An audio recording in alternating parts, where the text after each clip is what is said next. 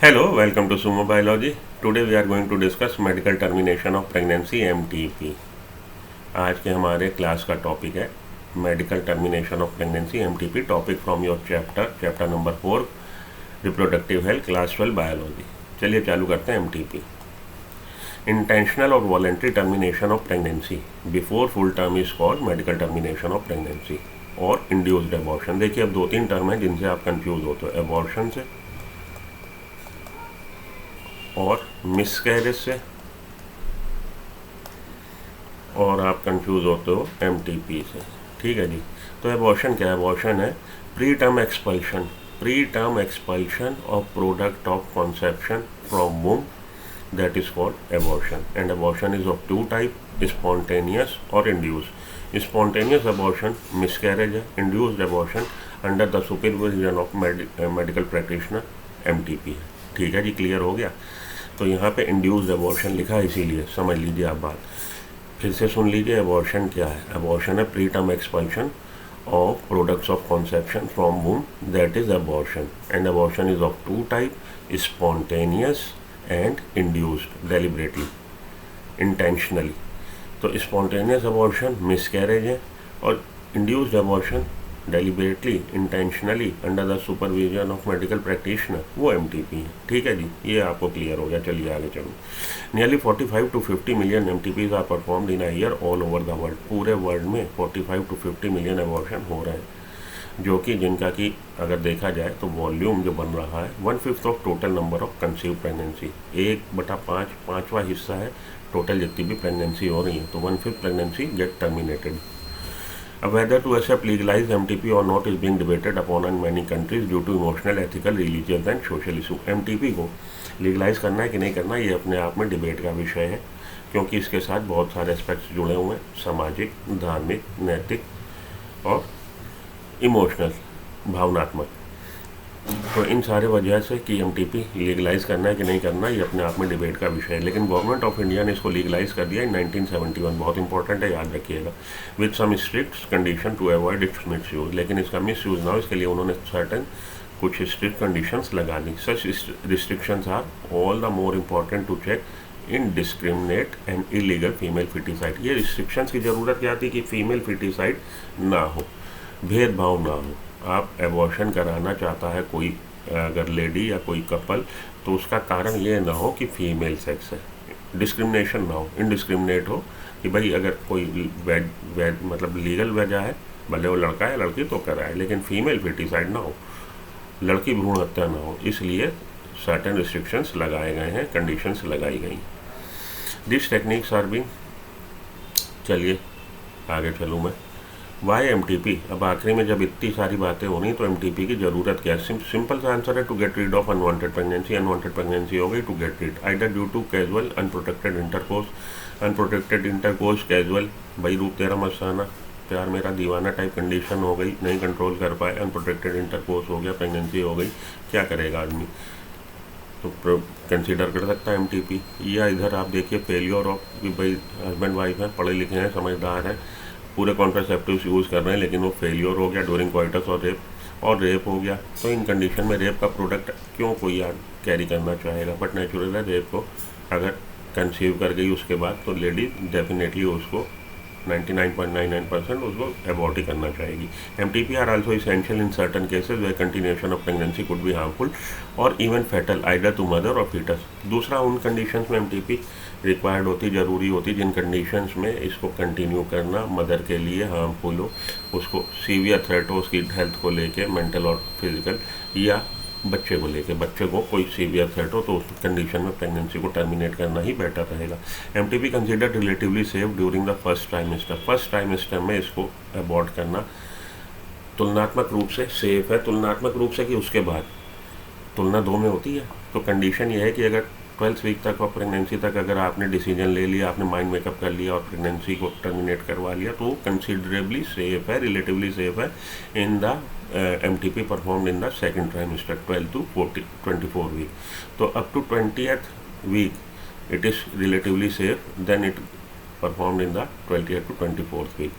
Second trimester abortions are more riskier One disturbing trend observed is that majority of MTP are performed irregularly by unqualified quacks. एक disturbing trend ये है कि आप देखेंगे कि ज़्यादातर रूरल एरिया में इसको कौन कर रहा है, नीम हकीम कर रहे हैं, अनक्वालिफाइड लोग कर रहे हैं जो पूरी तरह से प्रोफेशनली ट्रेन प्रैक्टिशनर नहीं है, वो लोग ये प्रेगनेंसी का टर्मिनेशन करवा रहे हैं, which are not only unsafe but could be fatal, जो कि औरत के लिए अनसेफ है बल्कि कई हद तक ये घातक भी है, प्राणघातक भी है। Another dangerous trend is that misuse of amniocentesis to determine the sex of unborn child. एक और हम लोग के लिए डिस्टर्बिंग ट्रेंड ये है, डेंजरस ट्रेंड डिस्टर्बिंग ट्रेंड ये है कि एमनियोसेंटेसिस का मिस यूज़ हो रहा है। एमनियोसेंटेसिस का जो उद्देश्य है वो उद्देश्य है हेरिडिटरी डिजीजेस को अर्ली स्टेजेस पे लोकेट करना, लेकिन एमनियोसेंटेसिस परफॉर्म करके हम लोग सेक्स का भी पता लगा सकते हैं। एमनियोसेंटेसिस में क्या करते हैं, लोअर एब्डोमेन से हम लोग एक फाइन नीडल को पियर्स करके एंटर कराते हैं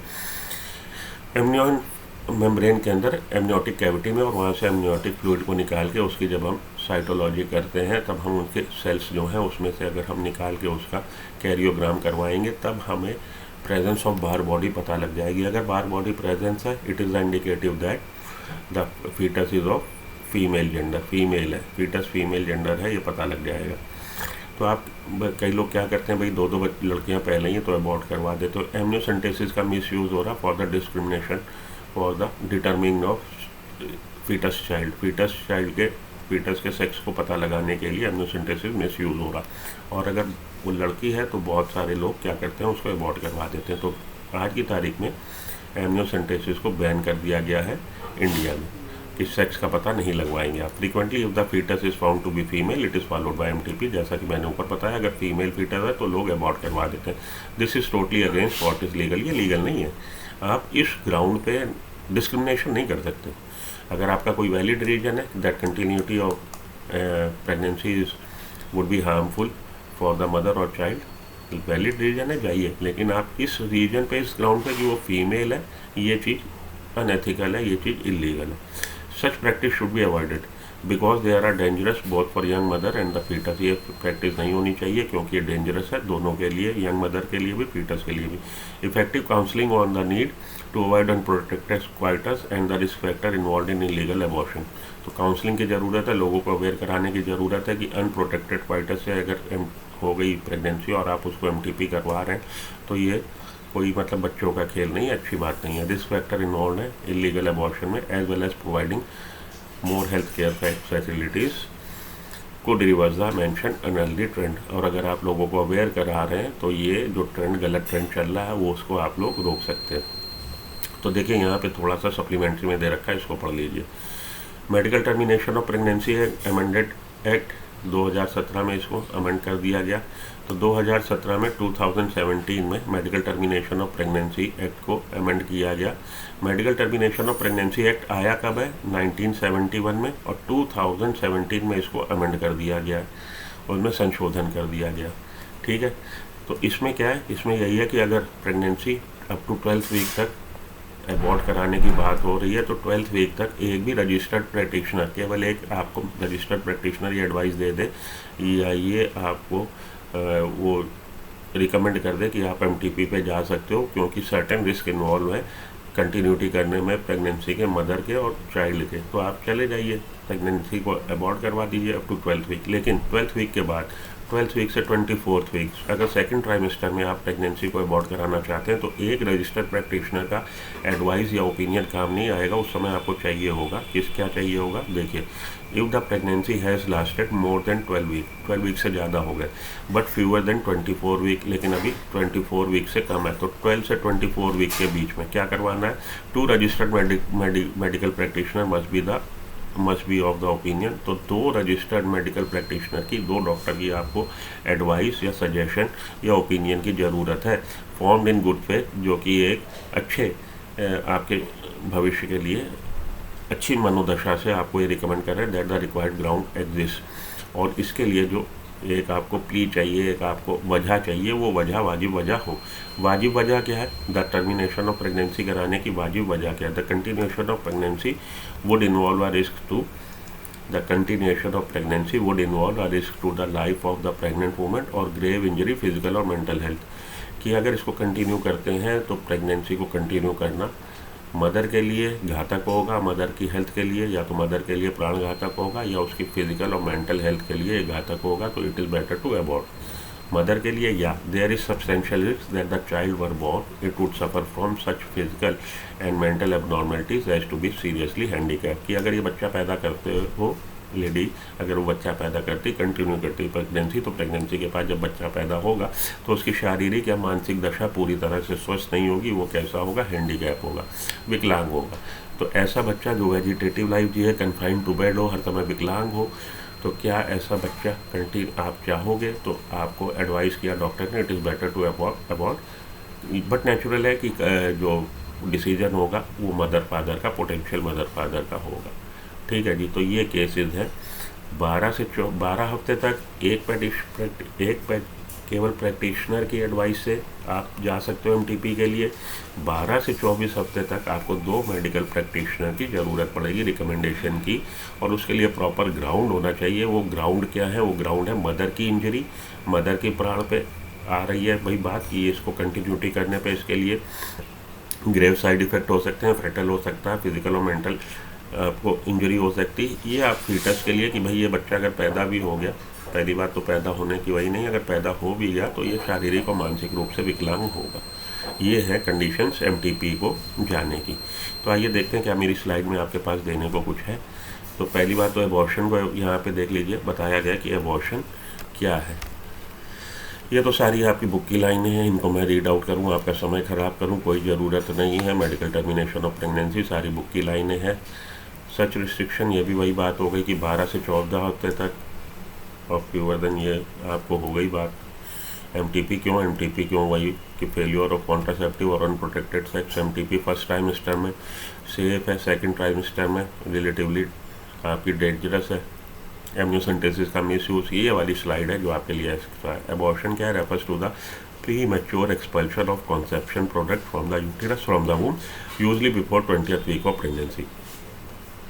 20 हफ्ते की प्रेगनेंसी से पहले। ये वाली लाइन भले आप मिस कर दो। एन अबॉर्शन में भी स्पॉन्टेनियस हो सकता है, तब उसको मिस कैरेज बोलना है, और इंड्यूस हो सकता है, इंटेंशनली परफॉर्म्ड हो सकता है, तब उसको हम एमटीपी बोल रहे हैं। When birth control methods are not used to fail to prevent unwanted pregnancy, induced abortion may be performed. Birth control methods are not used or fail to prevent.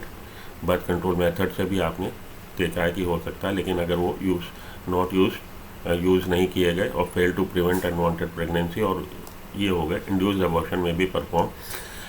Induced abortion कब करवाना? वही जो हम लोगों ने बात करी कि कॉन्ट्रासेप्टिव फेलियर से हो गया है तो हमको इंड्यूस अबॉर्शन कराने की ज़रूरत पड़ रही है। इंड्यूस अबॉर्शन में इन्वॉल्व वैक्यूम एस्पायरेशन, ये लाइन इंपॉर्टेंट है, ये लाइन देखो, लिख लो थोड़ी सी। इंड्यूस्ड अबॉर्शन में वैक्यूम एस्पायरेशन से, सक्शन से हम लोग प्रेगनेंसी एमटीपी कर सकते हैं। इन्फ्यूजन ऑफ सेलाइन सोल्यूशन से एमटीपी कर सकते हैं। सर्जिकल इवैक्यूएशन, स्क्रैपिंग से। ये वाली लाइनें लिखो अपनी एनसीईआरटी में। इंड्यूस्ड अबॉर्शन में इन्वॉल्व एमटीपी में क्या क्या आप कर सकते हो? वैक्यूम सक्शन करवा सकते हो, aspiration, infusion of सेलाइन solution, MTP हो जाएगा। सर्जिकल इवैक्यूएशन, स्क्रैपिंग, एमटीपी हो जाएगा। स्टिल बर्थ क्या है? द बर्थ ऑफ, ये भी देख लीजिए, समझ लीजिए, the birth of an infant that has died in the womb. ऐसा बच्चा पैदा हुआ, मृत बच्चा पैदा हुआ जो वूम में ही डाइड हो गया।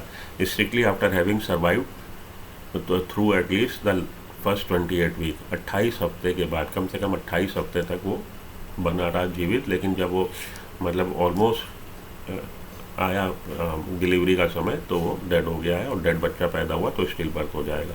ये वाली लाइन इंपॉर्टेंट है। सर्टेन ड्रग्स वाली लाइन इंपॉर्टेंट है, इसको आप लिख लो। ये वाली देखिए, certain drugs, most notably the French drug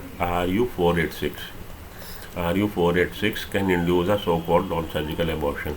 ये एक एसिड प्रिपरेशन है, एंटीप्रोजेस्टीन है, it blocks the action of progesterone. देखिए 2-3 बातें हैं। फ्रेंच ड्रग RU486 लिख लीजिए, ये नॉन सर्जिकल एबॉर्शन करवा सकती है। ये क्या प्रिपरेशन है? एंटीप्रोजेस्टीन है, प्रोजेस्टेरोन के एक्शन को ब्लॉक कर देती है, और आपको पता है progesterone is called as a hormone of pregnancy. Progesterone को हम लोग हार्मोन ऑफ प्रेगनेंसी बोलते हैं। तो ये प्रोजेस्टेरोन के एक्शन को ब्लॉक कर देगी, इस वजह से एबॉर्शन करवा देती है। Progesterone prepares the uterine endometrium for implantation. Progesterone level fall during pregnancy, और if the action of hormone is block, menstruation. अगर प्रोजेस्टेरोन का लेवल फॉल हो जाएगा प्रेगनेंसी के दौरान, या इसका एक्शन ब्लॉक हो जाएगा तो एबॉर्शन हो जाएगा। तो प्रोजेस्टेरोन को एक्शन को ये ब्लॉक कर देती है, एंटी प्रोजेस्टेरोन है, इस वजह से ये फ्रेंच ड्रग RU486 आपके लिए एक्स्ट्रा, थोड़ा सा 2 ही बातें हैं लिख लो। तो ये ऐसी ड्रग है जो प्रेगनेंसी टर्मिनेट करवा देती है। ओके, तो that much is enough for your MTP। जो बातें थी हो गई बातें। अब 1-2 क्वेश्चन देख लें हम लोग MTP से related. One of the legal method of birth control क्या है जी? By abstaining from coitus during 10th and 7th days of menstrual cycle. हम लोग पीरियोडिक साइमिक संयम कर सकते हैं। हम लोग 10 से 17वें हफ्ते तक मेंस्ट्रुअल साइकिल के 10 से 17वें दिन तक अगर आप ना करें क्वाइटस तो प्रेगनेंसी नहीं होगी। देखिए ये वाली लाइन पढ़िए, consider the statement. Statement based बहुत क्वेश्चन आया आपको 2022 में। Consider the statement given below regarding contraceptive and action. Medical termination of pregnancy during the first trimester is generally safe. ठीक बात है। Chances of conception are nil until the mother breast feeds infant up to 2 years। 6 month होता है, ये गलत है। Intrauterine devices like copper T are effective contraceptive. ठीक है। Contraceptive pill may be taken up to 1 week after coitus to prevent conception. Contraceptive pills may be taken up to 1 week 24 hours तक होता है, ये भी गलत है। ए और सी सही है, तो आपका आंसर हो जाएगा D, A and C। ठीक है जी, चलिए आगे। MTP 1971 कब अमेंड हुआ? कब अमेंड हुआ भाई? तो ये अमेंड हुआ है एज पर योर NCERT। क्या कह रही थी? NCERT कह रही थी 2017 में, यही बता रही है ना।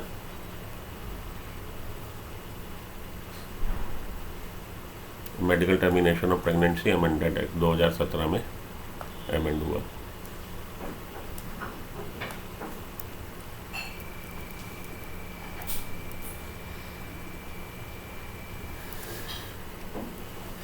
MTP is considered safe how many weeks? Up to 12th week। 12th week तक इसको सेफ माना गया। तो ये ख़त्म हुआ आपका MTP। आपके लिए इतना काफ़ी है, इसको आप रीड कर लीजिए, इसके क्वेश्चन लगा लीजिए, और 2-3 बातें जो मैंने एक्स्ट्रा बताई वो अपनी NCERT में नोट कर लीजिए। मिलता हूँ अगले किसी लेक्चर के साथ, किसी और टॉपिक के साथ। बने रहिए सुमा बायोलॉजी के साथ। लेक्चर अच्छा लगा हो लाइक कर दीजिए, चैनल को सब्सक्राइब कर लीजिए। नेक्स्ट मीटिंग तक good luck, goodbye, have a nice day, thank you.